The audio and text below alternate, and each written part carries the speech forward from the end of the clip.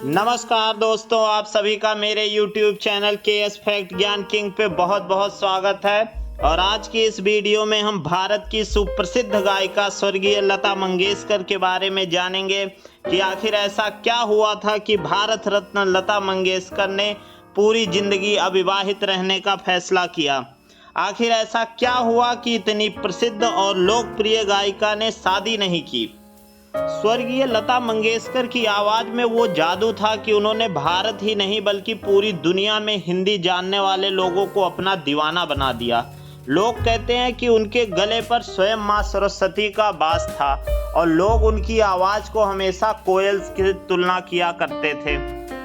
एक बार उन्होंने लाल किले से मेरे वतन के लोगों जरा आंख में भर लो पानी, जो शहीद हुए हैं उनकी जरा याद करो कुर्बानी। इस गाने को ऐसा गाया कि उस समय देश के मौजूदा प्रधानमंत्री पंडित जवाहरलाल नेहरू इतने भावुक हो गए कि वो रोने लगे। इतना सब कुछ होते हुए भी इस महान गायिका ने जीवन भर अविवाहित रहना चुना। बहुत दुर्लभ अवसरों पे ही लता जी ने प्यार, शादी और बच्चों पर अपने विचार साझा किए। 2013 में एक बार जब लता मंगेशकर जी से पूछा गया कि प्यार उन्हें कैसे प्रभावित किया, तो उन्होंने कहा, कुछ बातें ऐसी होती हैं जिन्हें सिर्फ दिल ही जान सकता है, मुझे इसे ऐसे ही रहने दीजिए।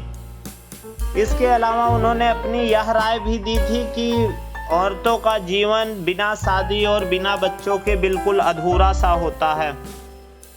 रिपोर्ट के मुताबिक लता जी के जीवन में किसी से शादी ना करने के पीछे दो प्रमुख कारण बताए जाते हैं, जिसमें पहला तथ्य ये आता है कि जब वो 13 साल की थी तभी उनके पिता का स्वर्गवास हो गया था और घर की बड़ी बेटी होने के कारण 3 बहनें जो उनकी थी, मीना, आशा, उषा और एक भाई हृदयनाथ की देखभाल की पूरी जिम्मेदारी उनके ऊपर आ गई थी। उनकी शिक्षा की देखभाल से लेके उनका एक बेहतर फ्यूचर बनाने के लिए लता जी ने अपना पूरा समय अपने भाई और बहनों को समर्पित कर दिया और उनकी परवरिश में कोई कमी ना आए, इस वजह से उन्होंने शादी ना करने का फैसला लिया।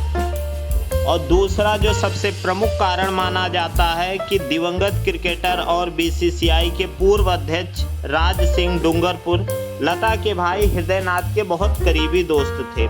पूर्व क्रिकेटर राजस्थान के एक बहुत शाही परिवार से आते थे और वे डूंगरपुर के तत्कालीन शासक स्वर्गीय महारावल लक्ष्मण सिंह के सबसे छोटे लड़के थे। क्योंकि हृदयनाथ और राज सिंह बहुत अच्छे दोस्त थे और दोनों की मुलाकात अक्सर हृदयनाथ के घर पर ही हुआ करती थी और यहीं पे राज सिंह की मुलाकात लता जी से हुई और धीरे धीरे जान पहचान बढ़ने लगी। समय के साथ राज और लता जी बहुत अच्छे दोस्त हो गए और समय का पहिया चलता रहा और राज और लता एक दूसरे को पसंद करने लगे और उनकी दोस्ती प्यार में बदल गई। ऐसा बताया जाता है कि राज हमेशा लता को मिट्ठू कह के बुलाते थे। अपने प्यार को अंजाम तक पहुंचाने के लिए लता और राज दोनों ने शादी करने का फैसला कर लिया।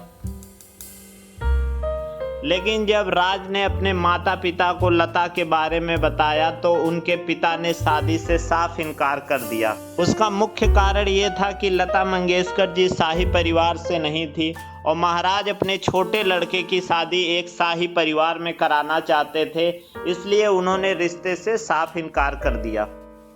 क्योंकि महाराज नहीं चाहते थे कि राज की शादी एक सामान्य परिवार में हो। महाराज के इस फैसले ने लता और राज को पूरी तरीके से तोड़ दिया। अपने पिता के प्रति सम्मान दिखाते हुए राज ने पूरी जिंदगी शादी ना करने का फैसला किया और उन्होंने कसम खाई कि अब वो भविष्य में कभी शादी नहीं करेंगे। उनका यह फैसला सुनकर लता जी भी बहुत दुखी हुई और साथ ही साथ उन्होंने भी कसम खाई कि वो भविष्य में कभी शादी नहीं करेंगी। परिणामस्वरूप राज और लता जी ने पूरी जिंदगी दोस्त बन के रहने का फैसला किया और इस कारण से भी कहा जाता है कि लता मंगेशकर जी ने शादी नहीं की। अगर बात करें तो दूसरे कारण की संभावना लोगों को तब ज्यादा लगी जब सुप्रसिद्ध और इतनी लोकप्रिय गायिका ने जावेद अख्तर के साथ हुए एक इंटरव्यू में कहा कि वो अगले जन्म में कभी लता मंगेशकर नहीं बनना चाहेंगी, क्योंकि लता के जीवन में जो दर्द रहा वो सिर्फ लता ही जानती है। यही नहीं, मशहूर दिग्गज अभिनेता धर्मेंद्र जी ने भी एक इंटरव्यू में कहा कि लता जी हमेशा अपने अकेलेपन से बहुत दुखी रहती थी और उनका मानना हमेशा ये रहता था कि एक लड़की की ज़िंदगी बिना शादी और बिना बच्चे के अधूरी सी रहती है। तो यही दो प्रमुख कारण बताए जाते हैं लता मंगेशकर जी के शादी ना करने के।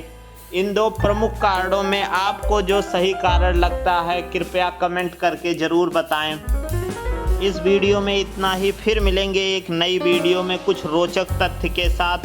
तब तक अपना ध्यान रखिए। अगर आप चैनल पे नए हैं तो चैनल को सब्सक्राइब जरूर करिए, वीडियो को लाइक और शेयर करिए और बहुत बहुत धन्यवाद। जय हिंद, जय भारत।